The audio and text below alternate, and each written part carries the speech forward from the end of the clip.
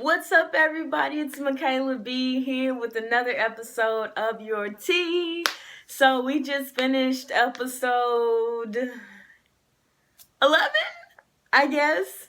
And this one was interesting, y'all. The game was definitely, I wouldn't say reinvented with this episode, but the game just took a turn again. It's like every tribal council, we're just snaking through that thing. So I'll jump into this thing. So what happened last episode? Debbie went home. So you had a solid 6 who thought they were running everything, and game gets flipped upside down. And this idea that I know is fake, right? I know it's fake because I was on the Ikabula 6.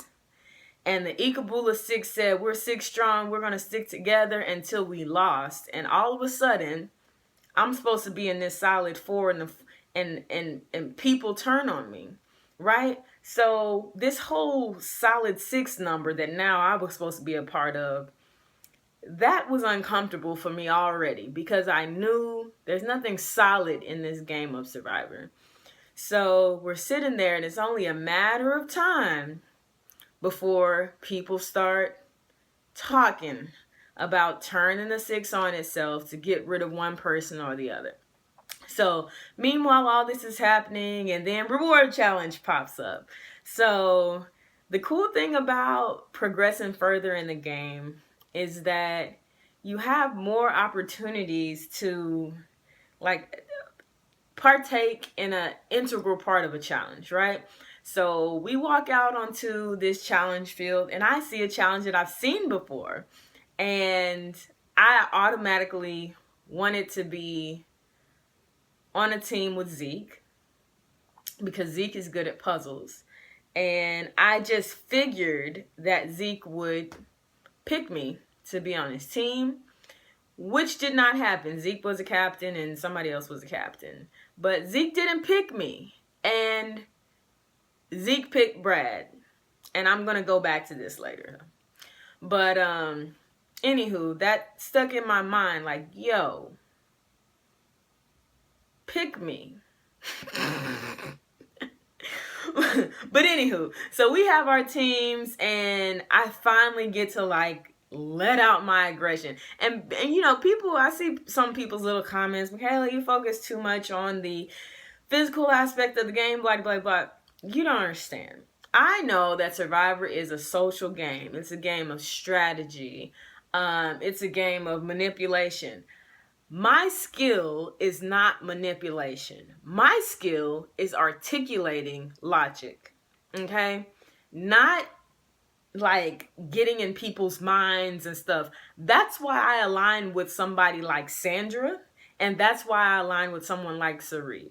I align with people whose strengths are my weakness, because if I'm sitting here spending all of my energy trying to do activities that, even if I'm fed, in my right mind, energized, rested, even in that state, I suck at manipulation. Like, that's just not my thing, right?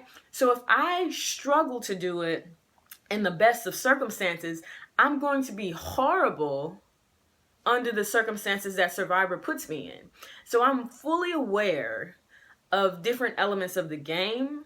And, you know, when I have the opportunity to align with someone, I specifically look for people who can do those things that I cannot. And I just defer to them when it comes to certain things.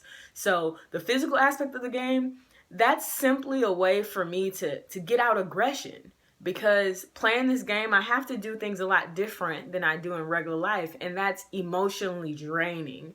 It's like being under this, not like a fog, but it's like being under this pressure all day. That's what it is. It's like a pressure all the time. And in the same sense of, if you have a bad day at work, or you get into an argument with someone that you care about, and then you go to the gym and you can like burn off the steam, that's what challenges are for me at this point. So when I talk about challenges, or when I go hard in a challenge, you know, it's not because I don't think that there is more to the game. It's simply because I'm under a lot of pressure and I need to blow off that steam. And the challenge is a way for me to do that because I can't talk about it at camp. You know, I can't knock stuff over. I'm not trying to be Jatia throwing out the rice.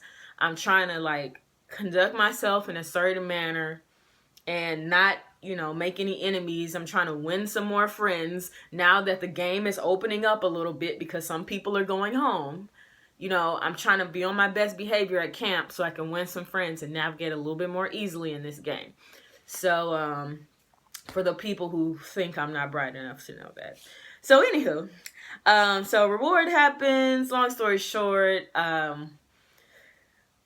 we lost that reward. That puzzle, that might have been the longest time that anyone took to figure out a word puzzle in Survivor history. We had to have been out there an hour and a half.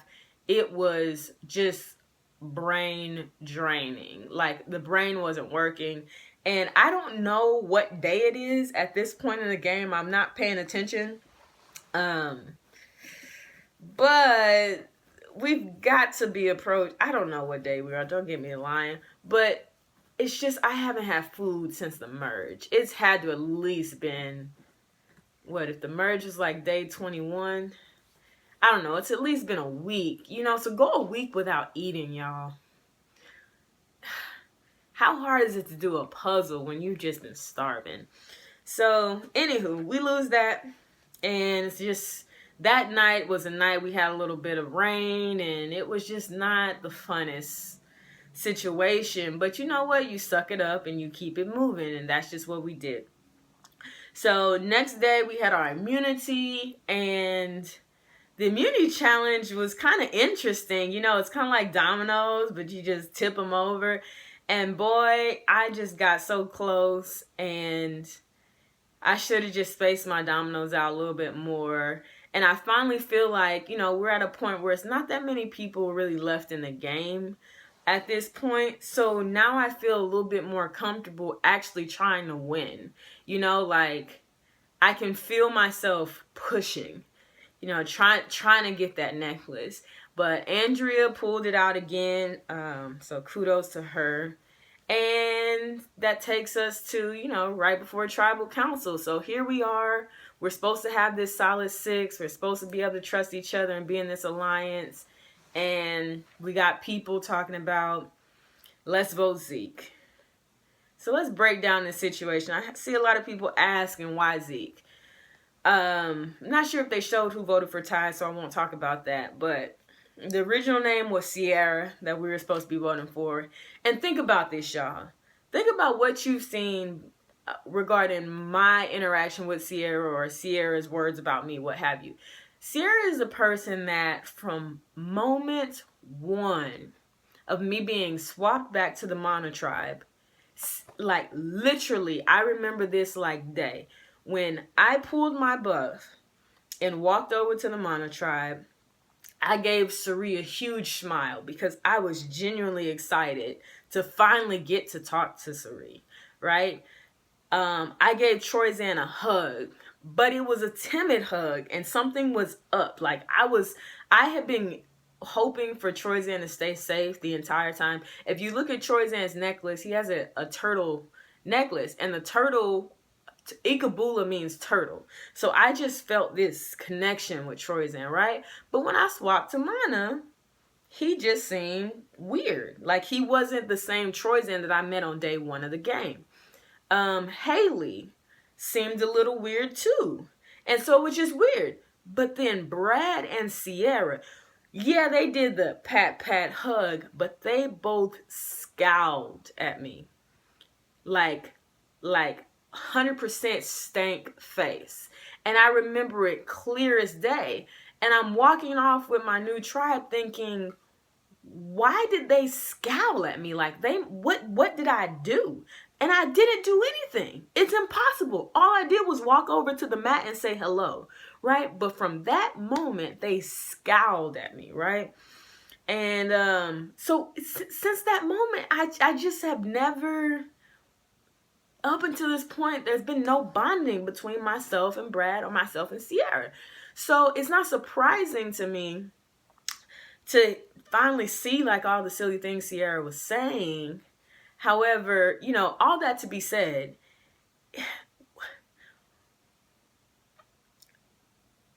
it would have been easy to vote for Sierra because I resented her. Like, this is a person that has brought tension and just like shade to me day after day after day after day since like 6 or 7 days before the merge. So imagine just being around somebody for a couple weeks that is just constantly just dismissing you, or just I don't even know what to call it, right? Just not being a friend and not wanting to, for no reason that they're willing to talk to you about, right? So it would have been like, goody goody for me to be able to vote Sierra. And a big part of me wanted to make the easy decision, because looking at Zeke, even though you haven't seen a lot of interaction between me and Zeke, I didn't have hard feelings against Zeke at all. When I was on the bottom, when it was me or Haley, Zeke told me, Michaela, you need to go find an idol. Of course, it doesn't show up in the show because I looked for the idol and couldn't find one. Found out they're already taken, right? But some people like, Michaela, why don't you go find an idol? Bro, I've looked for idols so much. Ask somebody from Millennials versus Gen X. I spent the first 2 days scouring the beach looking for idol. Couldn't find anything.